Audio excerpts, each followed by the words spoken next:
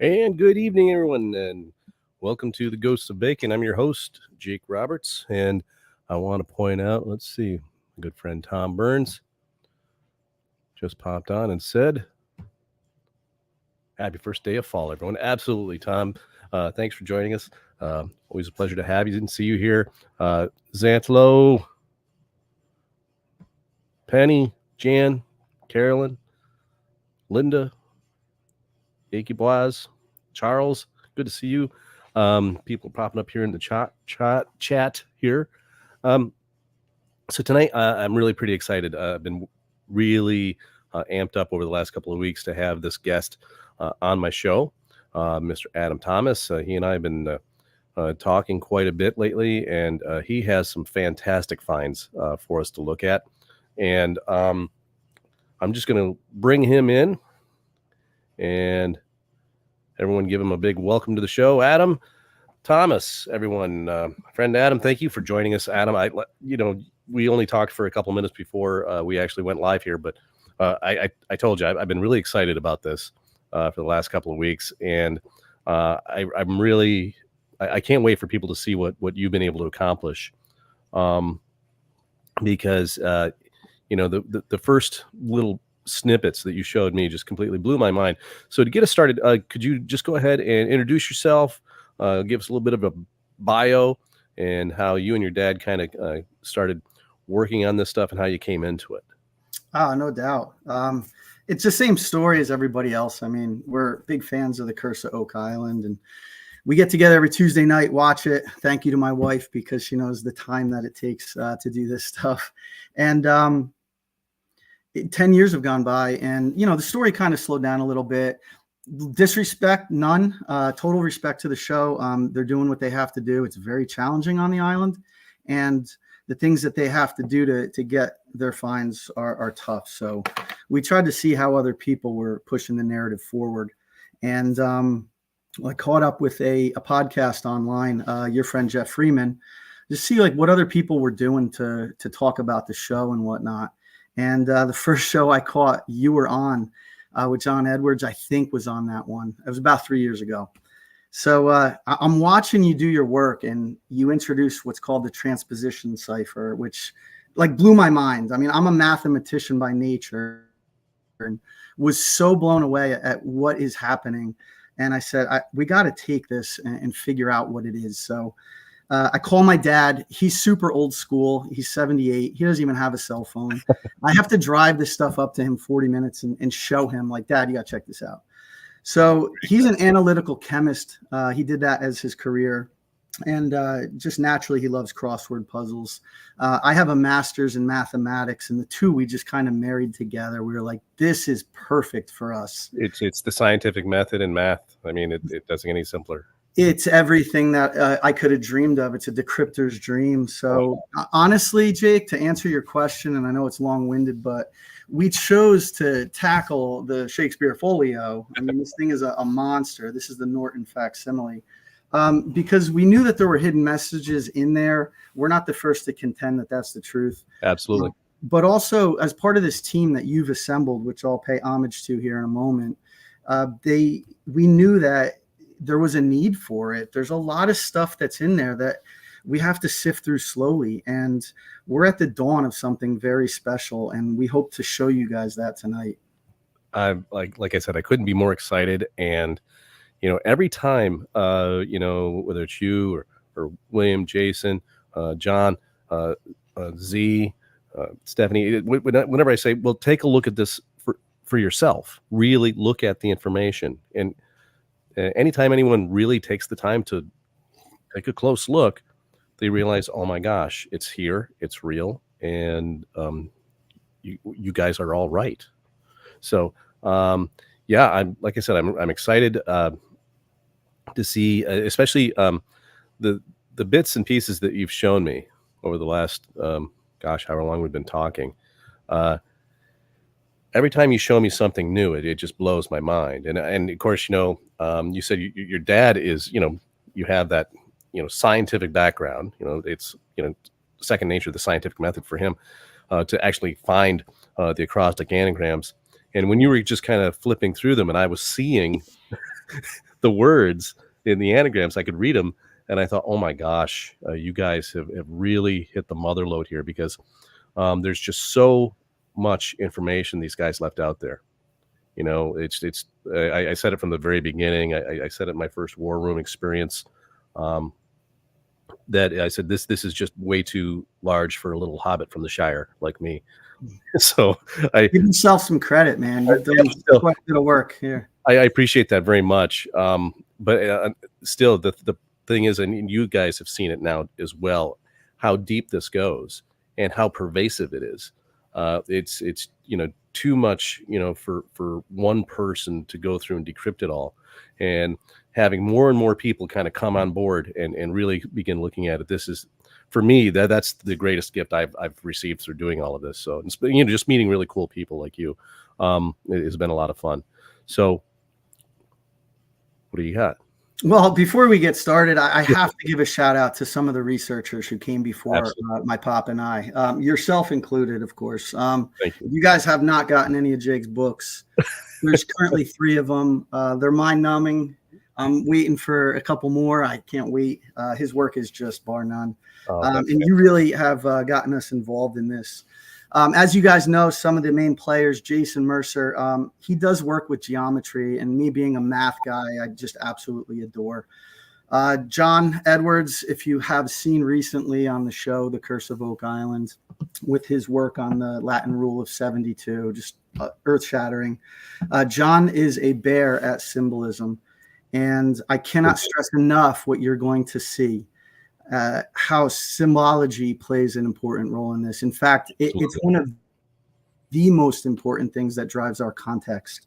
Will Russell, I haven't had a chance to work with yet, but what he's doing in the King James Bible, the 1611, that's another document that we need to look at, because the finds that he has shown you on the show corroborate perfectly with what we're finding. Yeah. Stephanie McPeak Pearson, go ahead. You first. No, I was just going to say, piggybacking on what you said about William, and what he has shown us so far in the show is just the tip of the iceberg of what they've been working on. So I really can't wait to see the rest. I know, but wait, there's more, right? Yeah, but wait, there's more. So keep going. Yeah, Stephanie for sure. Yeah, her work with the music, it shows up repeatedly in the folio when a character sings or a fairy sings. And I can't wait to show her. We're currently working on this passage. It's a mind blower. They're ringing bells. And as the bells ring and toll in sequence, the decryption is actually revealing itself the same manner that the bells toll. And I can't wait to get her eyes on that. My gosh, she's going to understand it. Yeah. And then just a few more, Jake. Gretchen Cornwall. The work that she's done, the deep research on Templars and how that these two stories are going to connect cannot be overstated. And then Corey and Mall, Chris Morford, I'll give them a little shameless plug. We just finished their book. As I know you read it as well. Yeah, I did. We're actually doing another decryption where it's 3 keys deep, and then it branches into 2 directions. And all behold that there's 3 keys that continue to branch off, just like the candelabra. And then somehow, I don't know how they do it, the 2 come together again, and you finish with a final 7th key as though you're being illuminated. Oh, wow. It's ridiculous. So cool. I can't wait to get their eyes on that too. Yeah. Wow. Fantastic. So before we get underway here, I just want people to understand what you're about to see tonight, that we're totally committed to a scientific standard operating procedure. It's akin to the scientific method.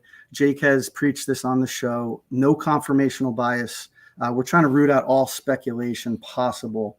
And we're constantly trying to pull context as we go through our passages. Absolutely. And we hope that you guys see that tried and true tonight.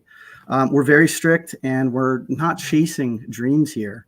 This is real, and it's really happening. And somebody left these clues for us over 400 years ago to find. And we're excited to be at the start of what is to come. Yeah. So, great. Yeah. Anything you want to add before we get up? I've just been looking through the chats and throwing some of their comments up on the screen. And that was a great intro because everyone's amped and ready. Let's do it, folks. All right. Let me know if you got what we're looking at here, Jake. Okay. All good? We're good. And I'm throwing it up on the screen now. There you go. So before I get underway, Jake, just give them a little brief history on the finds that you've had about Mary, Queen of Scots, so that I can transfer it right into. Okay, yeah, that's a great idea. So people who have been following this podcast, well, already know, but we do get new viewers, every month, and a lot of people aren't familiar with these discoveries that I made within the plaque of Shakespeare's funerary monument in Holy Trinity Church in Stratford-upon-Avon. I outline these and explain their discoveries in my first book, The Holy Trinity Decryption. In it, it's difficult to wrap our heads around, but I found very explicit messages stating who Francis Bacon's true parents were. And, there is a school of thought out there. There is a theory that is the favored theory among Baconians that Francis Bacon was the secret son of Queen Elizabeth I. Unfortunately, it isn't true. And what I found was that he states explicitly that his mother was Mary, Queen of Scots, and his father was Francis II of France, making him the Dauphin or Dauphine of France. Along with that decryption was also another decryption where he referred to Walter Raleigh as his twin. And so that means that there were two young princes. And this is the man that has come to be known in history as Walter Raleigh. In reality, their names were Francois and Walter Angoulême, or Stuart. And so here we have two lost Stuart kings, and they became actors here on the world stage. And as such, they took on multiple aliases, doing the Queen Elizabeth I spy work. They really admired her. She was their queen, in spite of the fact that they were heirs to that throne she was sitting on, and she knew it.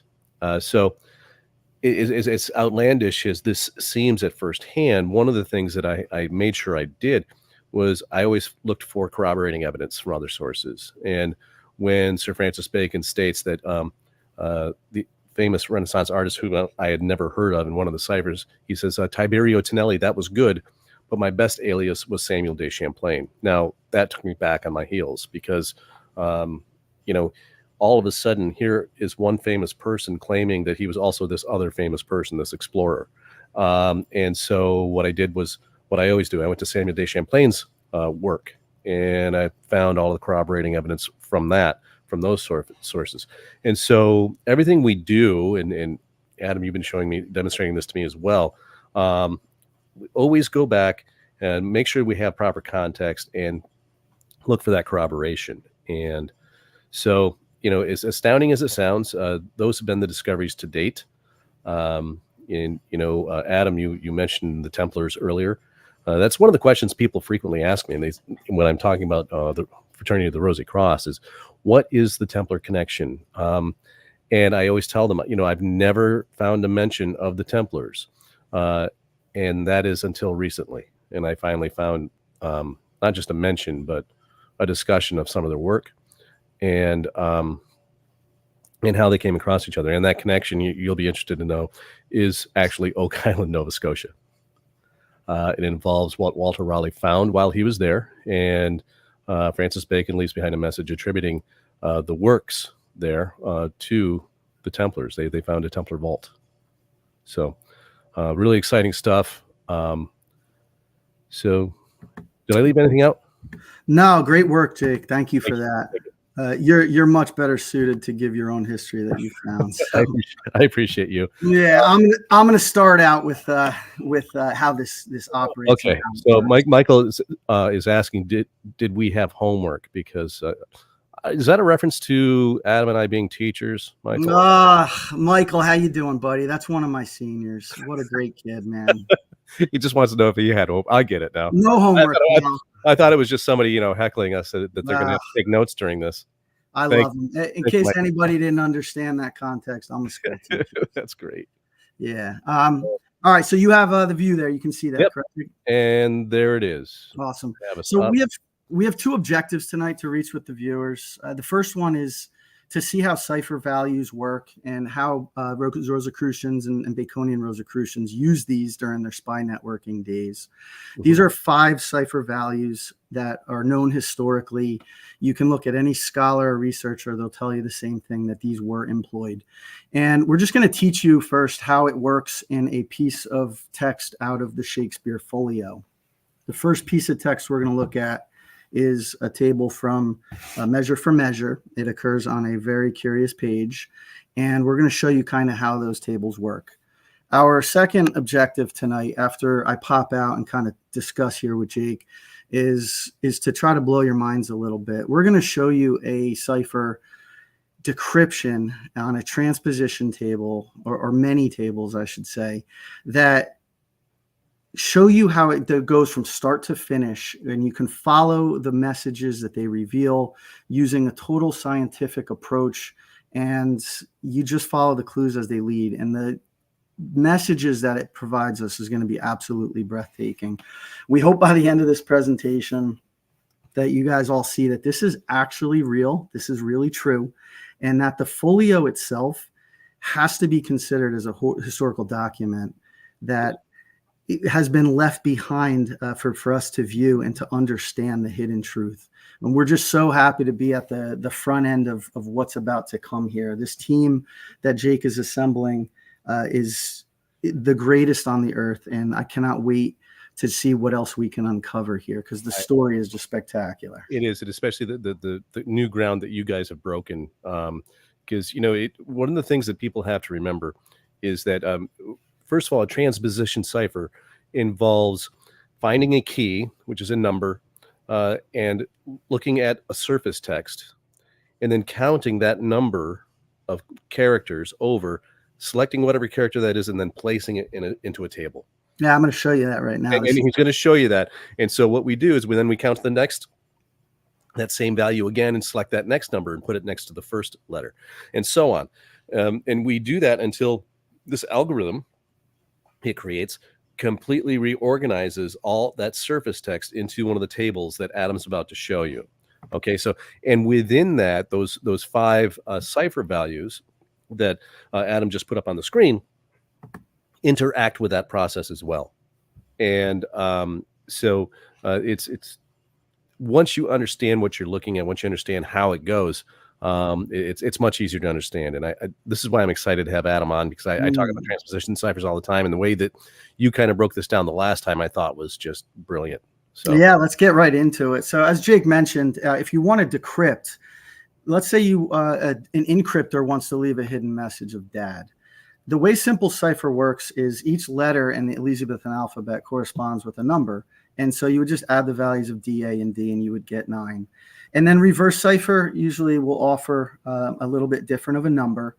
And K cipher, which Bacon himself created later on in his spy networking career to try to make these encryptions a little bit harder to understand, it usually yields a higher result. Mm-hmm. Elizabethan short ciphers also used, as Jake has mentioned in previous podcasts. Please go back and watch some of those. They're incredible.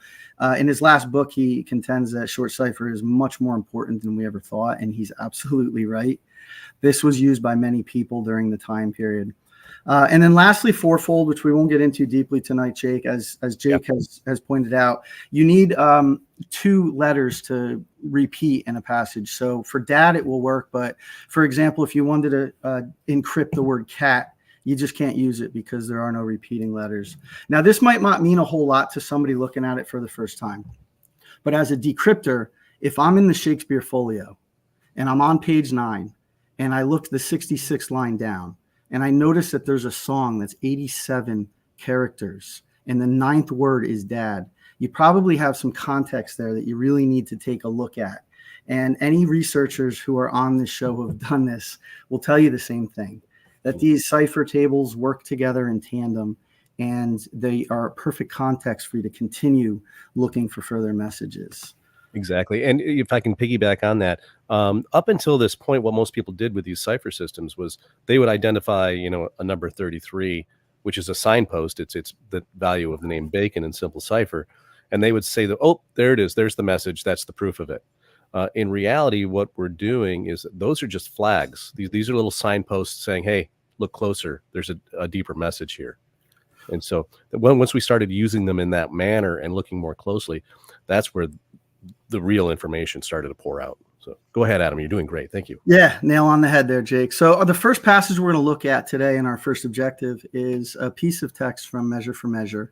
It's a very interesting play. Measure actually is exactly what it sounds like, which is a deep dive for another day. But page 75 caught our attention. If you're friends of the show, you already know that 75 is an interesting Mary Stuart number. But the prose itself, how it ends with the word sealed in vain, we thought this might be somewhere we might want to look. And we chose this one to show you tonight because it's the first time we really saw that something was happening and we knew that we had something. So what Jake was explaining to you guys before is that if somebody leaves this message, and let's say you're in warfare and it's intercepted, to the untrained eye or the naked eye, it looks like nothing. But if you're the decryptor and you have the correct key, you can transpose these images and these letters to give you the actual hidden message.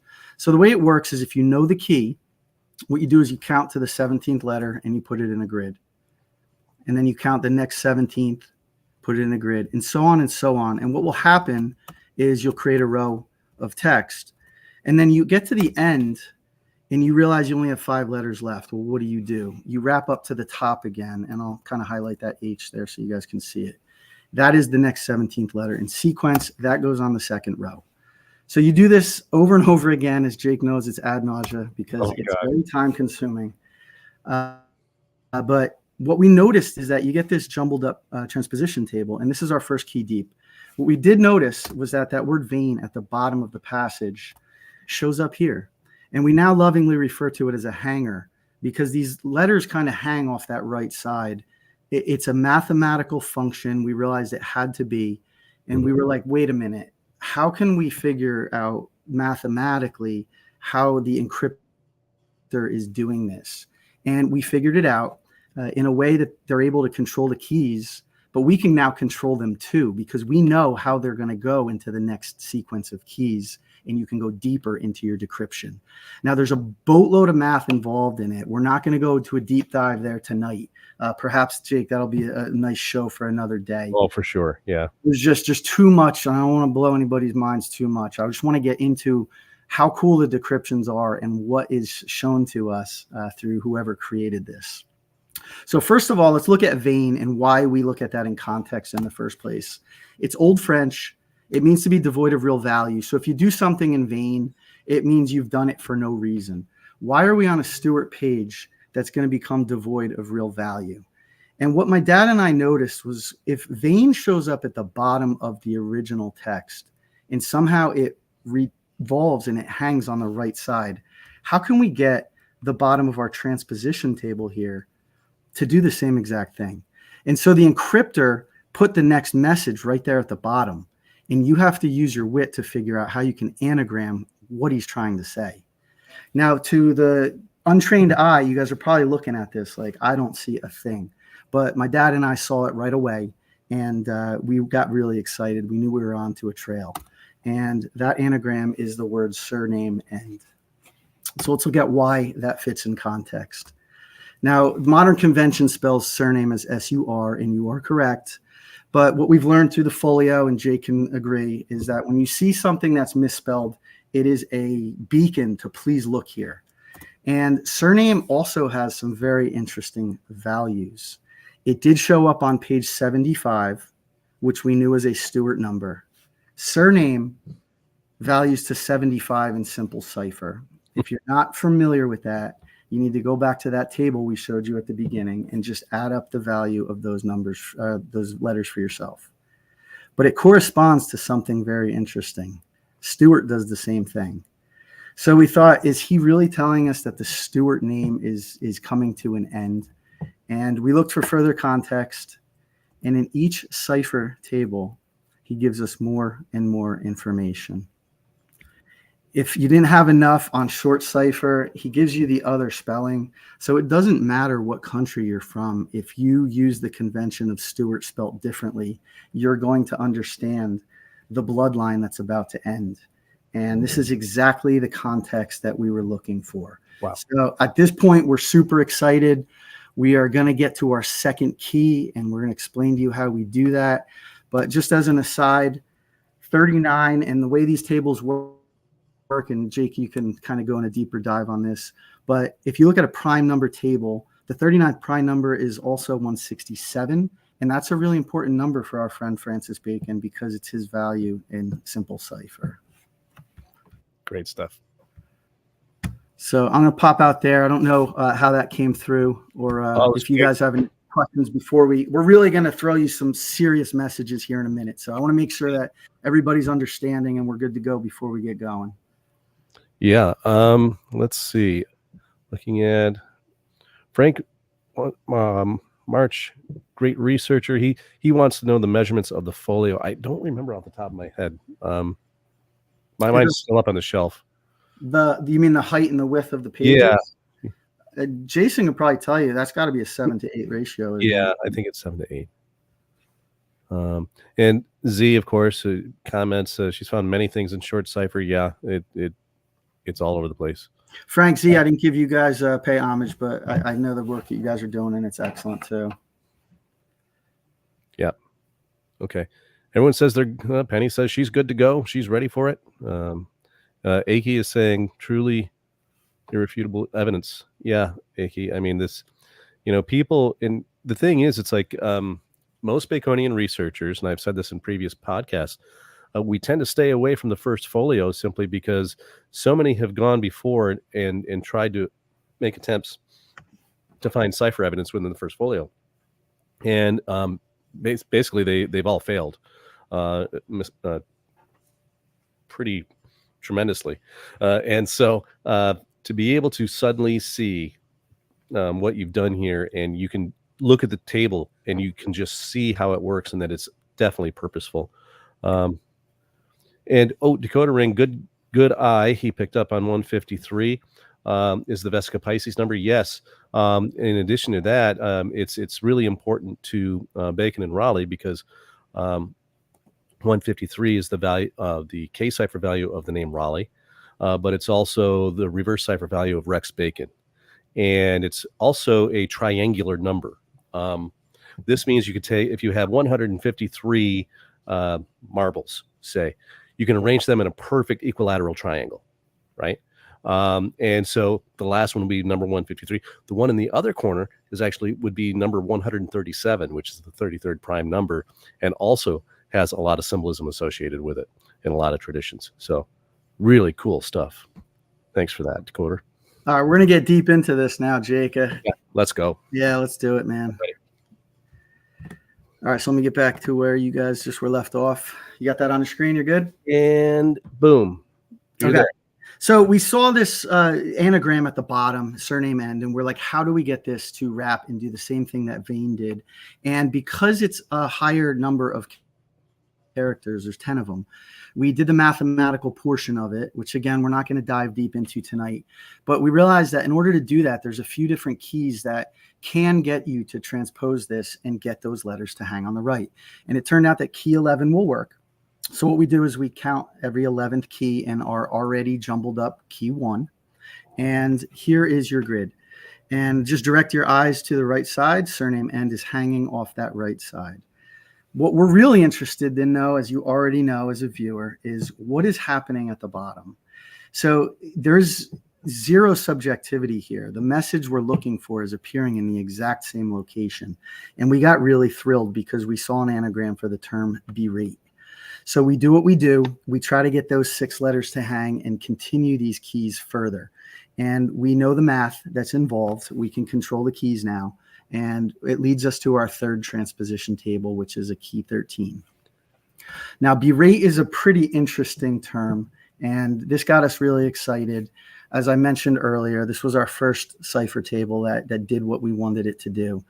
Berate itself is synonymous with what we found earlier. So it fits the bill with Vane, and it has to do with the surname ending. And we know we're talking about the Stuart line. So why berate? To take away the value someone possesses. And it turns out that berate also has some very interesting cipher values.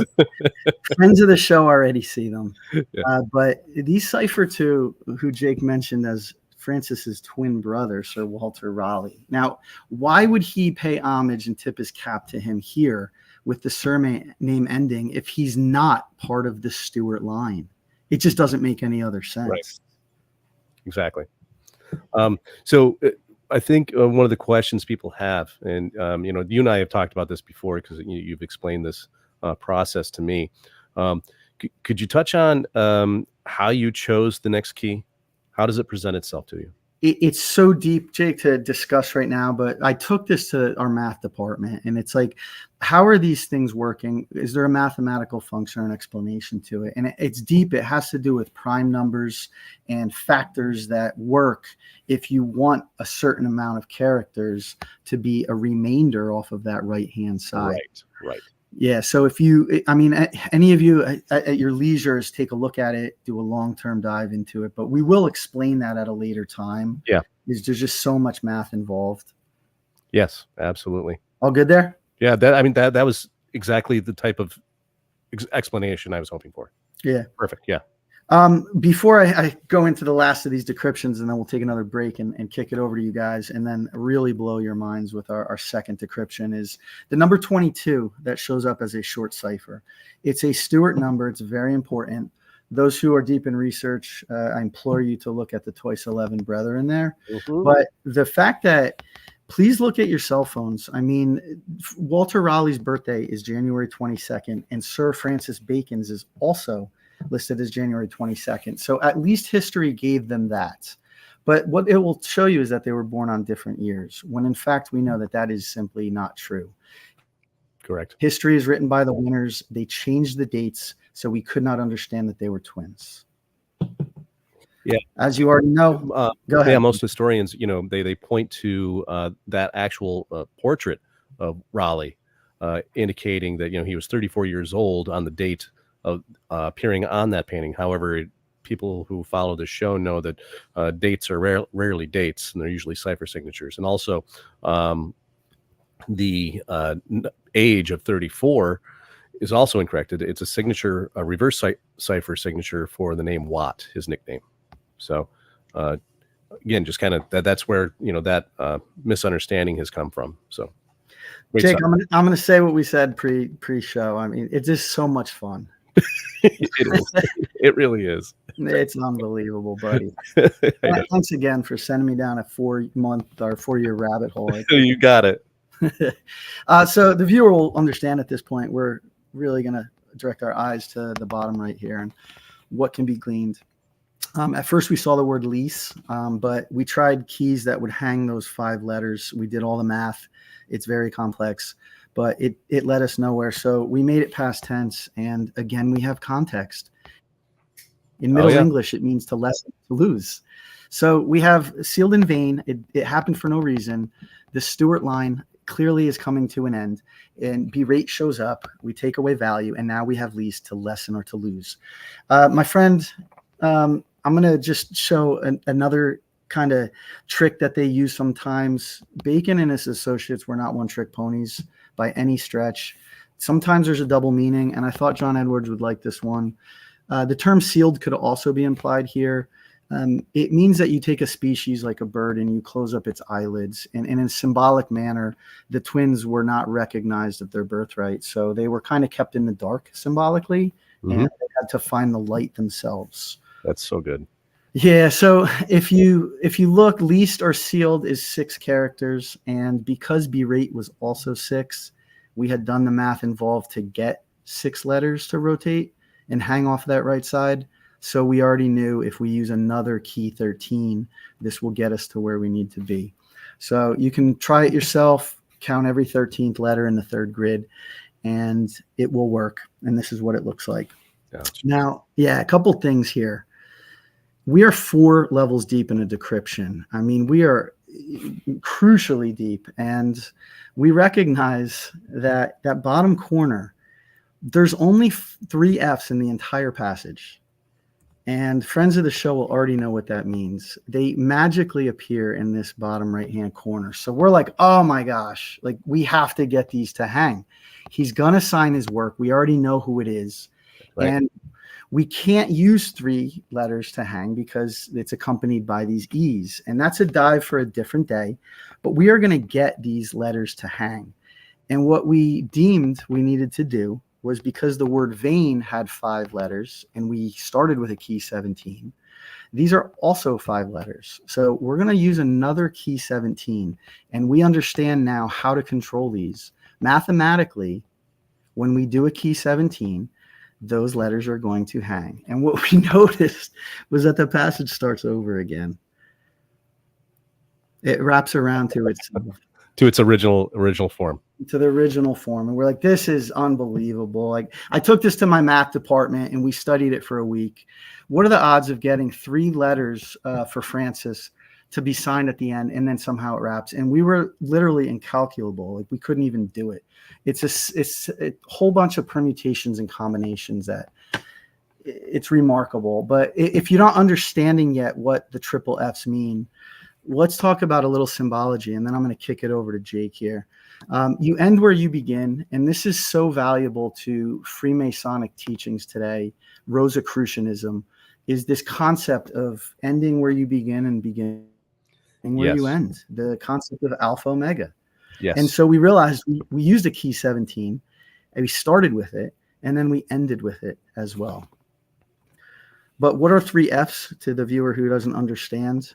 Yes, this is a nod to the House Stuart that is going to come to an end because the rightful heirs are not being recognized.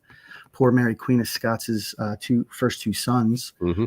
But his father, Mary, Queen of Scots, was married to Francis II in France. And when he died, or more accurately put, he was murdered, she had to escape back to Scotland with her life. And what history does not know is, as Jake contends, is that she had pregnant twins. And Francis would have been the oldest twin, and as the rightful heir, he would have been Francis III. So he is signing his work here. There can be no doubt at who is created this. Absolutely. But, yeah, I'm going to kick it over to you here, Jake. Yeah, and I wish Will Russell was watching, and John, because they would have something to say about the simple cipher value of FFF being 666.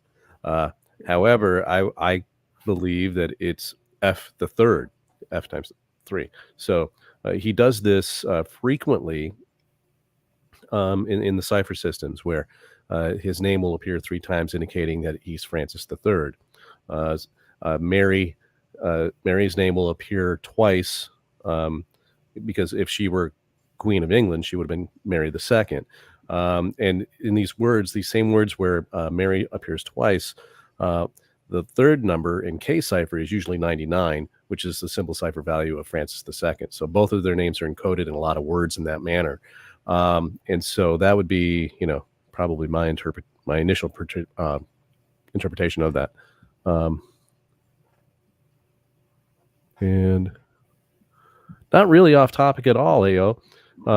Nostradamus predicted the UK royal family would fall before the 21st century.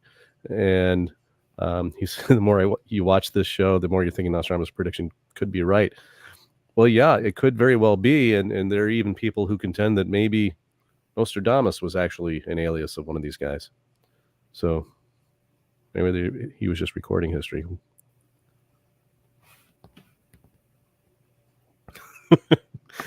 David Neeson asks, are we convinced it doesn't mean fiber? I'm not convinced. It doesn't. I'm not convinced of anything yet, David. Yeah. Just the quality of your research, my friend. Jason, you're now seeing what I saw. He commented, amazing work, Adam. This is great work. Thanks, Jason. You're about to see something that's going to blow your socks off in a couple minutes here. And the first time you showed me the permutations of the different transposition tables, and this is the part that I like the best, simply because we can mathematically look at that. And when you start looking at what the key is going to be, and in your words, spot on, we can then control the tables. And this indicates to me, this is how Bacon was able to create them. and it has to do with understanding where those letters are going to land if he were to string them along in a straight line, and their number position. When he does that, he's then able to encrypt it. And this is one of the main questions that I knew I was going to get from Marty Lagina when I did my first War Room. And I explained to him, I said, this is how I think he did it. And that was one of my explanations for it. And he says, wow, I totally get that. I understand. And so being able to lock in all of those different versions of your going deeper and deeper into the transposition, and then have it return to its original format, that in my mind confirms my suspicions of how he actually was able to do this. Yes, I'll leave it on you here, Jake, if you want to take a couple more questions, or Yep. when you're ready. Let's see. Have a lot of wows. Oh, my sister says, damn. Thanks, Ben. Okay. Let's see. And Z, I certainly can't. I haven't seen anything to dispute that either. Z says she believes that Nostradamus was an alias based on her research, and so that's really great stuff. Tara is saying, "Wow, and great job, Adam." Mr. Fink. Well, yeah, you got a great crew out here tonight, Jake. Yeah, I really do. It's like you see them all, and it's like Tara. Thank you. Yeah, good stuff. You guys haven't seen anything yet. The next one's gonna blow your mind. This is Jake. You haven't even seen how this one ends. I know you've been teasing me with it all week. And Z wants to know: are you going to publish? Great question, Z. Thank you for that.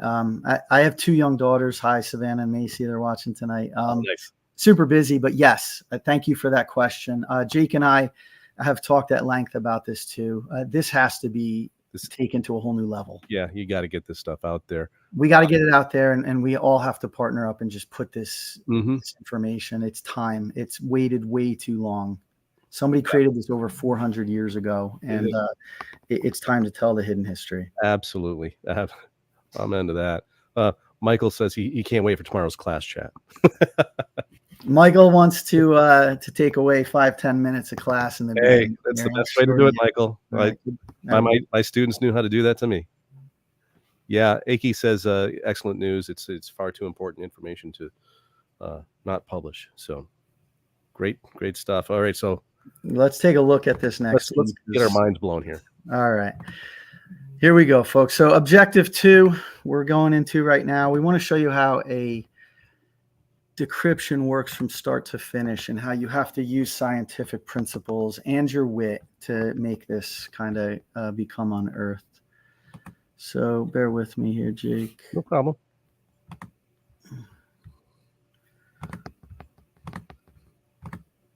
All right.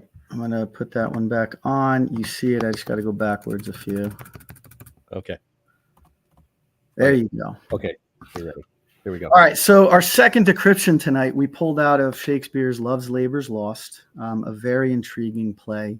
And we chose it because it shows up on page 131, which is another Queen Mary number. 131 is Queen Mary in fourfold cipher. So when we read the text and it talked about the prayerful princess, we had everything we needed to get started. So we had already at this point uncovered how these numbers and the keys can be controlled. But if you look towards the bottom, it ends with one more L, and it looked very cryptic to us. And he asks you to add one more L. And above that is the word 150. So this was a decryptor's dream. Yeah. And we were like, all right, Dad, let's get right to this one. So at this point, we'll be able to move through this one a little quicker, and we're just going to turn your head. My dad and I were ready to get to work on this. Before we do, though, there's some interesting text in there, and I ask any reader who wants to do some deeper dives after the show, just read it, because we know that Queen Mary was an avid deer hunter, and the terms he uses here are done purposefully. A pricket is a 2-year-old deer, a sorrel is a 3-year-old, and a soar is a 4-year-old. So in context, Francis Bacon would have been the soar. He's the oldest in succession. Walter Raleigh would have been the sorrel, and the pricket, who, if you read the text, is actually who took the throne, and who she chose was the youngest in succession, which was King James. And the values of each of them? That's another dive, man. I mean, we could just, we could do this for 4 hours. I want to be mindful of people's time tonight. Plug ahead, charge ahead. Yeah, let's do it. So you guys already know how this works. One more L sits at the bottom. It's an interesting phrase. And sometimes you can use a word or words or a phrase. And in this case, there are 8 letters that we're going to get to hang. Now, there are more characters in this passage. It's a little bit longer. So again, using our mathematical technique that we now can control, to get those 8 letters to hang, we realized that we needed a key 29. And so we did what we do, and we got this transposition table. Now, one thing we've noticed is that when one more L hangs perfectly, in other words, it's not an anagram, it's rare, but what he wants you to do is find an anagram. So there is a hidden meaning in here. And let's take a look at what one more L can be anagrammed to. It's a perfect anagram for the term Lear Moon. So we knew we had something. We're like, Dad, why is he asking us to take a long, hard look at the moon? And it turns out that moon has some very interesting cipher values. Yeah, you already know. It ciphers to Mary again in all 4 of these values. So again, we have as much context as we need. We're on a Queen Mary page. Mary shows up. It talks about deer. I mean, what else could we want? As I said, it's a decryptor's dream. So we look at it, keeping in mind that we have to stare at the moon. And what showed up here, I got to tip my cap to my pop here. Like he went on a 2-week rabbit hole on what farl actually means. So we're going to take a look at that here today. We did what we do. We got farl to hang. We saw earlships right away, but we're like, what does this term farl actually mean? And my dad came back to me and gave me a call. I was like, I got to come up to your house right away. So I was in the car and we started really looking at this decryption. Farl is specific to Scotland. It's how you cut like a loaf of cake or bread. And it's symbolic because the way it's cut, it follows the way you make the sign of the cross, the genuflection. So this literally means a 4th in Scottish. So we're thinking, why is he leading us to look at the moon, look at Mary, and then he sends us down a path of looking at 4th Earls of Scotland? And we came up with some interesting casts of characters. Matthew Stewart, who was the 4th Earl during the time period of Mary, Queen of Scots, he's actually her father-in-law from her 2nd husband. That's a deep dive for another day. James Hepburn, who, if you're a historian, you already know who this is, 4th Earl of Bothwell. He's her 3rd husband.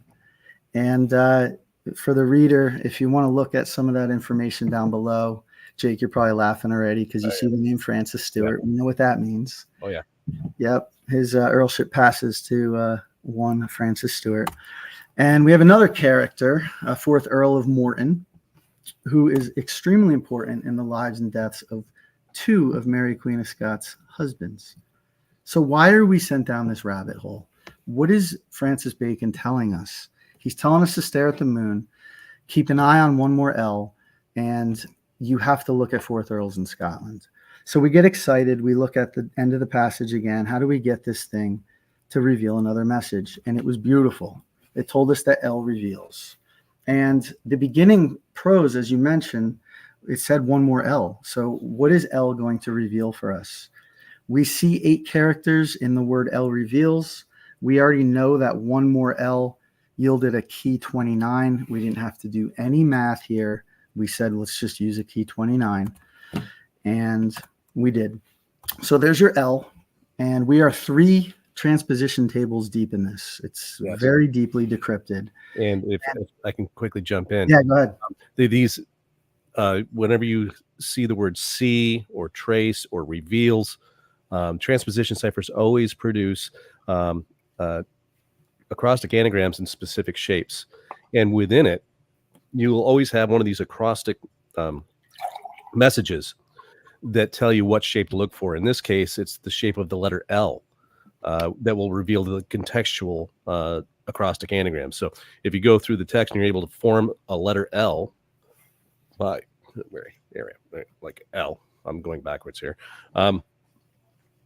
What happens is the letters in the shape of an L will reveal the acrostic anagram that provides the context for the rest of the message.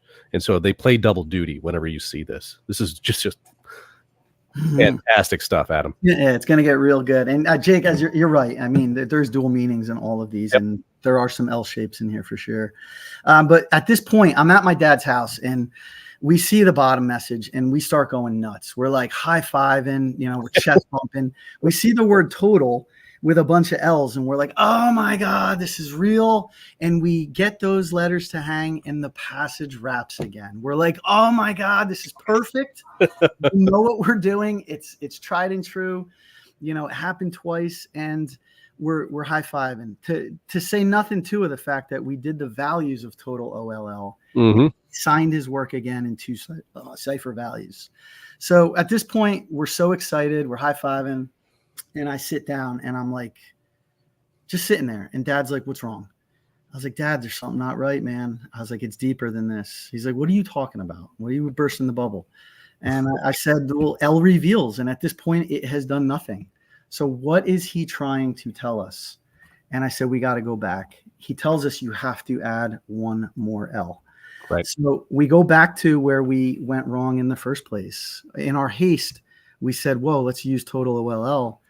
But he asks you to use one more L. And what our friend does is he leaves 2 of them right there in the anagram for you. Now, you can try to pick both of them and hang 10 letters, but he's not asking you to do that. You need to use your wit. Yeah. This is so cool, man. And then when you add that up, that's 111. Yeah. He does it to you again, doesn't he? Yep. There you go. So what if we add one more L? And to get 9 hangers with that extra L, we have to mathematically get those 9 characters to hang off the right-hand side. So we do the math portion, and we have to use another deeper key, 17. So we go ahead and do it, and there's our extra L. And the messages, guys, are just remarkable. So to date, it tied Farrell Earlships as our longest decrypted message. It was 13 letters, and it revealed to us NRML airships. Now, we first thought this might be a nod in Hebrew because in the Hebrew alphabet, there are no vowels. So this would have said normal airships. Francis and Walter would have been the normal heirs, the legitimate heirs to her throne. But NRML is a little deeper than that. It has some very interesting cipher values. How about that? Oh, so there could be no doubt we're talking about Mary's rightful heirs here. We're blown away at this point. Dad's like, thank God you discovered that extra L needed to be used. But wait, there is more. We're going to take that and we're going to hang that. And to use a key 19, we're going to get those letters to hang off that right-hand side. You can double check these cipher tables. We are very deep now into a decryption. We are 5 layers in, and I got to tell you, the tone is going to change a little bit here because it's remarkable, and we're going to do that for a purpose here tonight, folks. There's a piece of history that many people might not know. Mary Stuart had her own private secretary. His name was Claude Neo, and he was responsible for following her around and documenting her life. And unfortunately, when she was imprisoned in Lochleven Castle, he reported, and this is a primary document, that unfortunately she gave birth to stillborn twins from her third husband. Girls. Yeah. This is a pretty big deal for the brothers. These would have been their half brothers or sisters. And it's amazing that 400 years have gone on, and I still get the emotion, and I think you guys will too, as we're about to reveal what he left behind for us to see. To date, this was our longest decryption. And Jake, when I reveal it, I'm just going to give a little moment of silence, and you pop on when you see fit.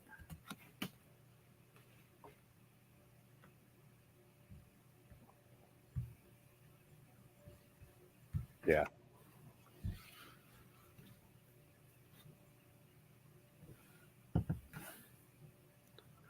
Yeah.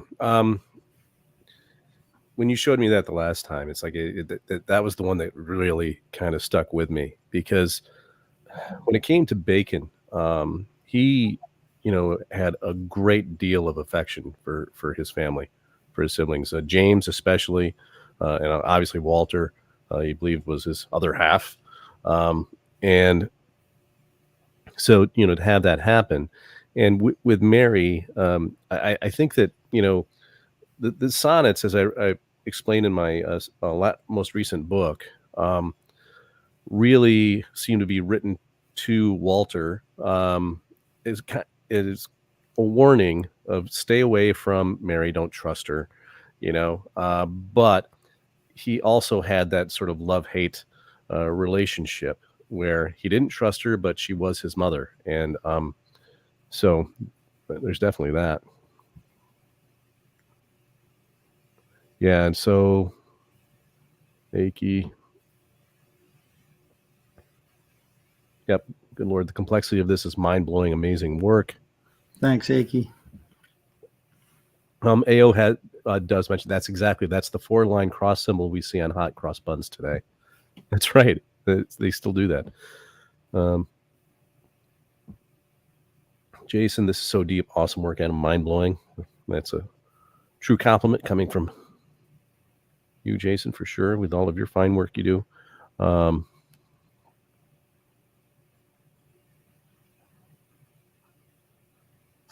And that's right, Jason. The twins would both add to Mary's ability to produce twins.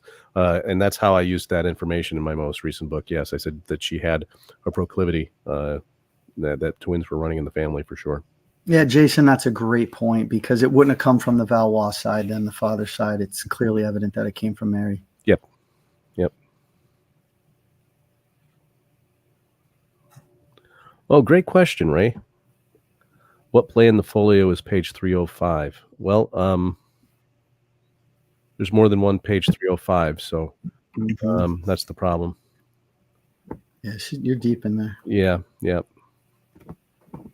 And because you do have that message of 175, which of course is Francois Stewart in simple and reverse, and then the K value is 305.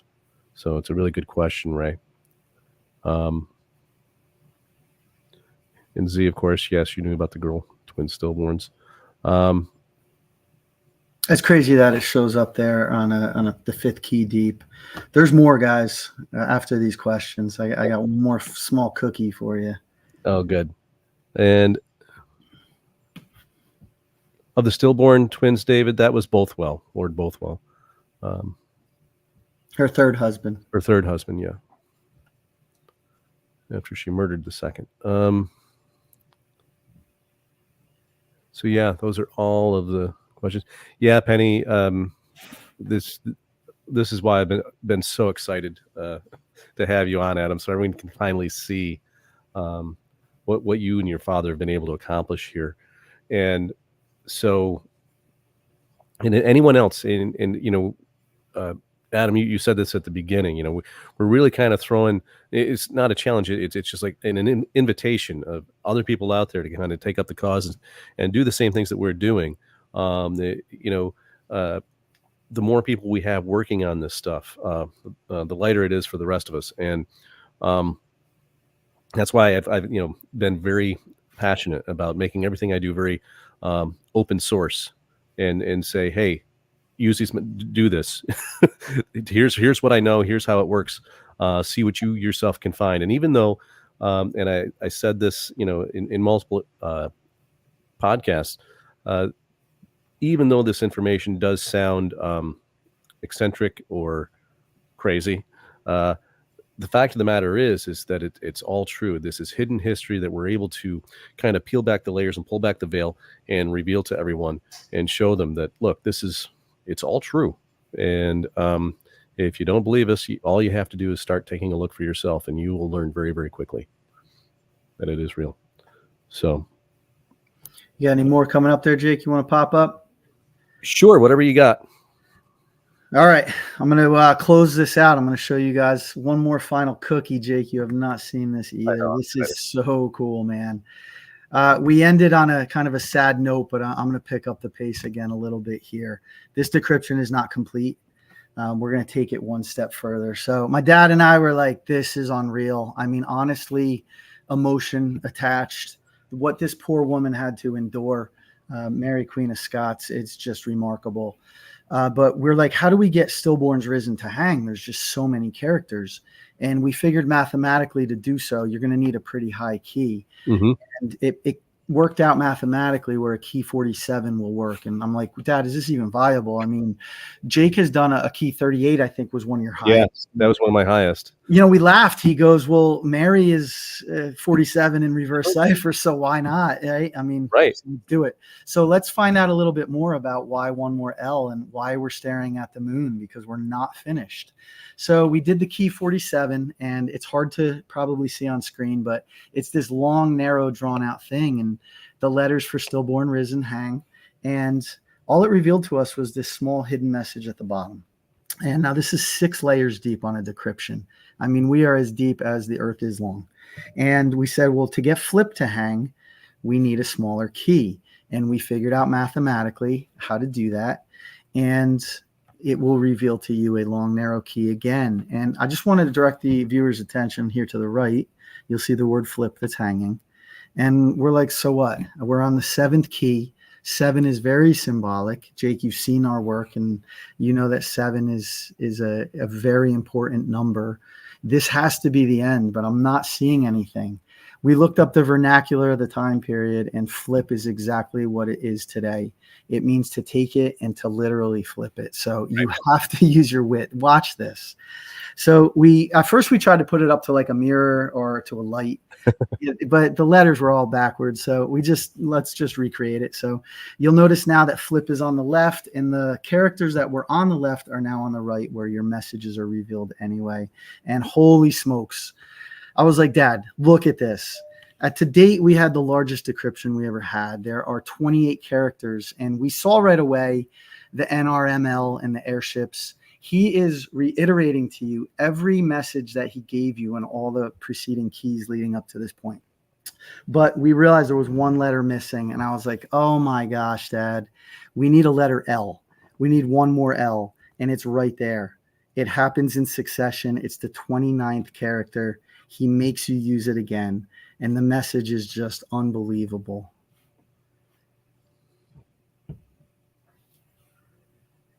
Now, what is the moon and the fen? Why did he ask us to look there? What on earth are we talking about? He told us it's going to reveal. Friends to the show already know that there's a special swamp or fen on a little tiny island off the coast of Nova Scotia.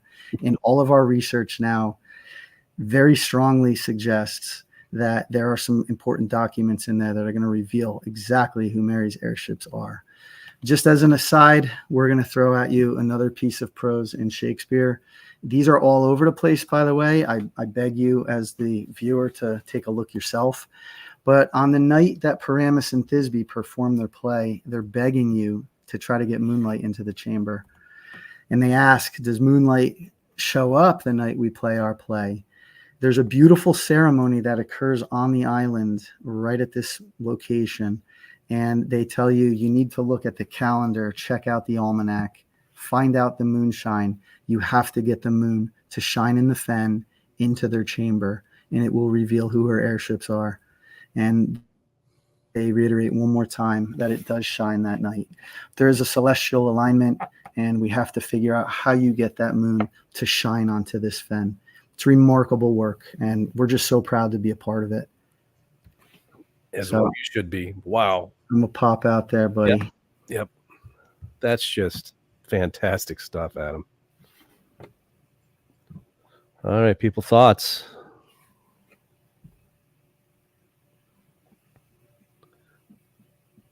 Oh, good call, Jason.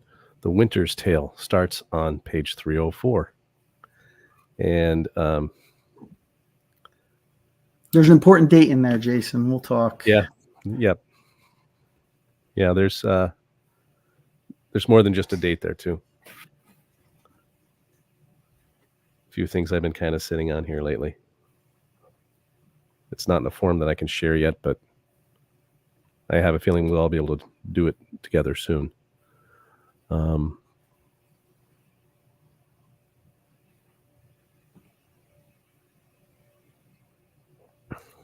Yeah, Z, that's true. LLL is how theater people call the play Love's Labor's Lost. which in simple cipher equals 33. 100%.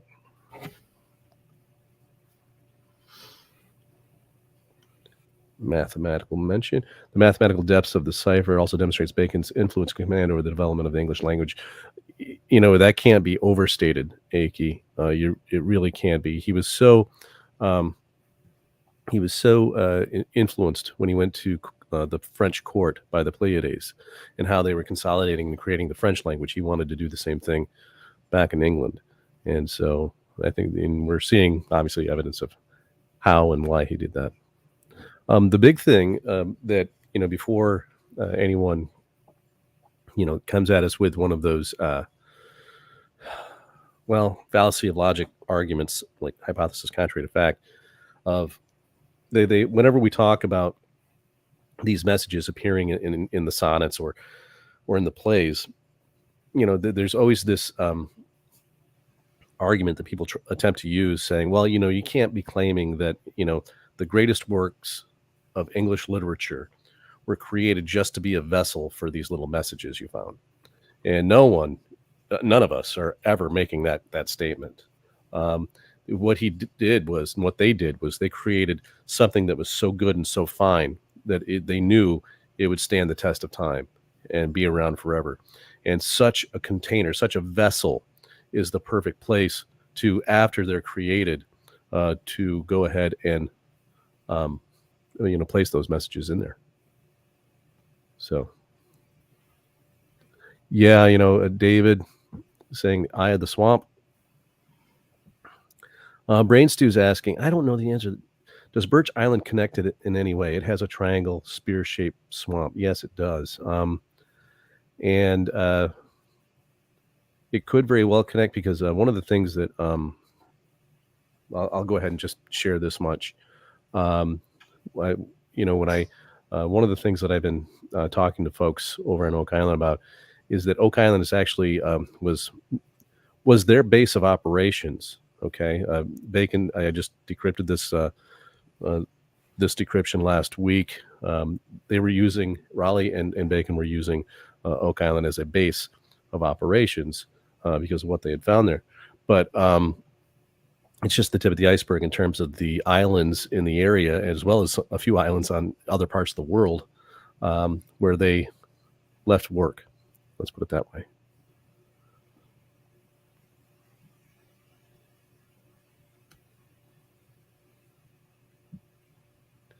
Yes, his comments about taking the other knee to find his materials. And I believe that he named the chamber where he placed it a knee, because it was a knee shape. And people have seen my work on the word knee itself and what its values are of 33, 67, and 85. That's right, Jake. Heracles plays a very important part here. Yep.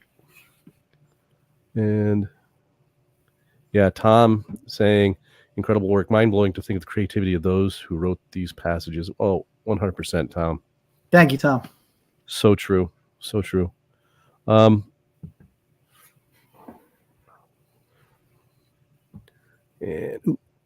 Sorry, Frank. Tommy. Good to see you here, bud. Oak Island, Northern Cross now gone. Asher Arc, all makes no sense at all. KJ also. This is part of the conversation that was being going through the Z, the winter birthday, 122. There's going to be a lot to be said about that here in future shows, because you're going to find that time of the year is incredibly important.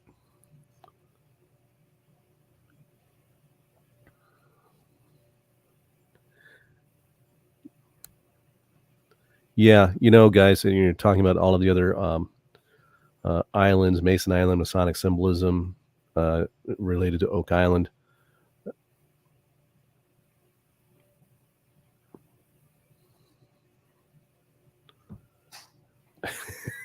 Z, she says, I think it's harder to decrypt it than to write it.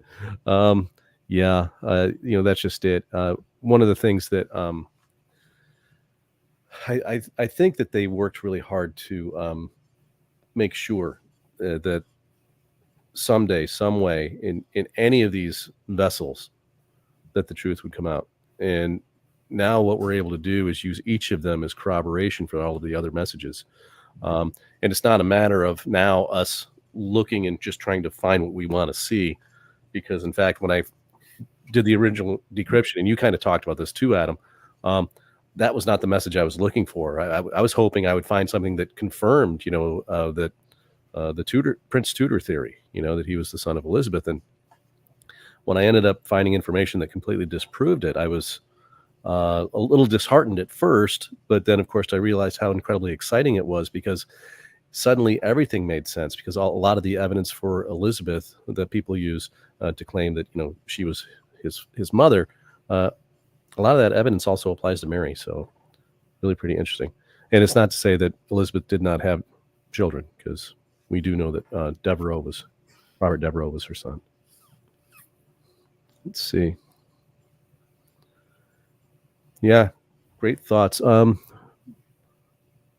see. Frank Arch is mentioning the Mecklenburg Bay map. Haven't looked at that. Frank. One of the things that I did discover is that Mahone Bay is labeled on the Champlain map as, in French, the Bay of Many Isles. And James McQuiston, when I was talking with him, he had published on his website, and also, told me that, he believed that connection was that was Mahone Bay.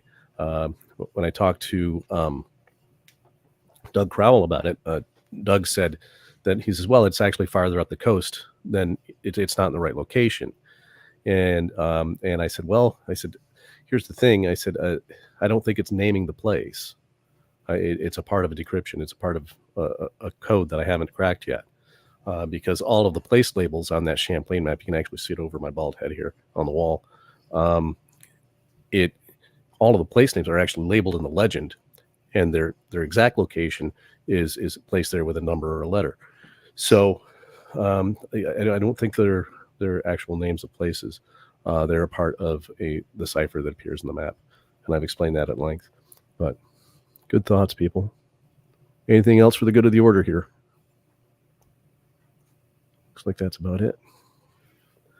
Well, Adam, as you promised, I think some faces were melted this evening, and mine included, with what you presented.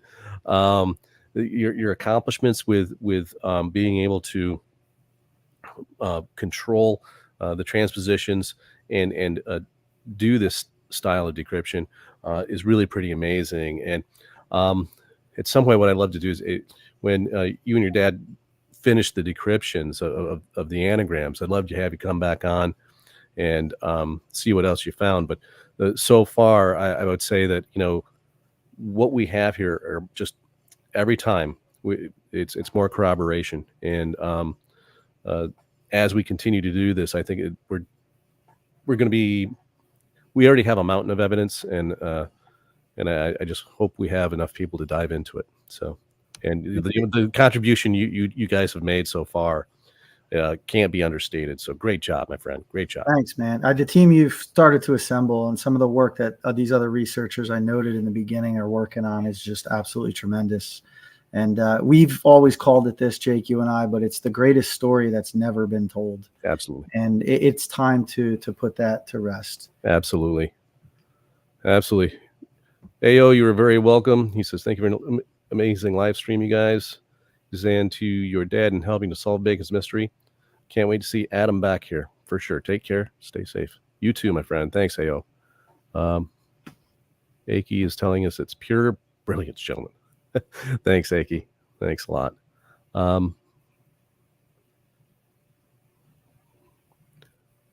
Oh, great question, Linda. I still understand if he was just beating home that he was Francois III, or is there really more? Well, Linda, yeah, we're talking about the rules of succession, and you're talking about. Thanks, Penny. Thanks, Penny. Yeah, Linda, it's more than that.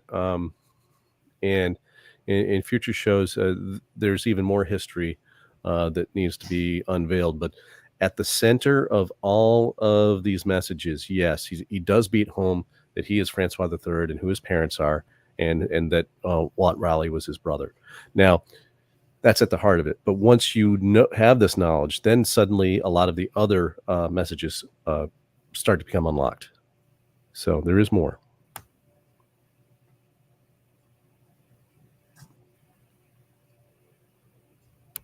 And Z is saying that you and your dad have done an awesome thing here. That's for sure, Z. And this is why I really couldn't wait to have all of these other people here watching you do this, because anyone who's been studying this stuff with me now, when they see what you did, we instantly get it. And it's just amazing. Thanks. I appreciate it coming from you. It's just great stuff, man. There's so much more to dive into too, Jake, as you know. Oh, I know. Yeah. Thanks, Dan. Thanks, Big Very Dan. true. Ayo.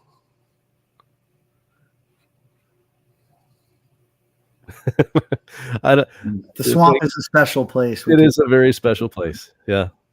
There may be a reason why they're staying away from the eye. I can tell you that. Yeah. A lot of blue clay in there. Tara, so interesting. Great work. Can't wait to hear more. Thanks for joining us tonight, Tara. Appreciate you. Yeah, Linda, part of that, I want to know more why he came to the New World, what motivation, stuff like that. Frankly, back home, there was someone sitting in their chair, and they needed a place to kind of set up shop. And Raleigh became the king of the seven seas, in his words. And so, that's what they were doing here. They were creating their own kingdoms. They're creating their own places to rule. That's right. The air wasn't going to pass to them anyway, so they made their own realm here in America. They are truly our founding fathers. Absolutely. And Susan Ayers, good to see you here tonight, Susan. Amazing information. Thank you both. You're very welcome, Susan. Thanks, Susan. Little side note, Susan has a deep Scottish history. Jake. Oh, yeah. Yeah, she's tied to the Sinclair family, which is a conversation for another day. Oh, for sure. Good one. And Jan's socks and mine were blown, and she's still afraid to let go of her chair. Oh, gosh. Well, listen, gang, want to say thanks for everyone who came out this evening. And I realized that, because of the changes in rules of Facebook and doing live streams there, that some people, it's a little less convenient, watching here on the YouTube side of things. But still, for all, we had a great turnout this evening. We were averaging 33 and 34 viewers live, which I found to be rather entertaining. Always how it goes. 33 and 34. Good coincidence. So anyway, Jake, thanks for having me on, man. I appreciate it. Looking forward to another deep dive. Yeah, we have incredible decryptions that we still want to share. Yeah, absolutely. And so as you continue to do this, you and I are going to stay in touch with each other. And when you begin working on that book, you got to let me know, and anything I can do to help you, I'll behind you 100%, my friend. And love to have you come back on anytime you want and show us what you're finding.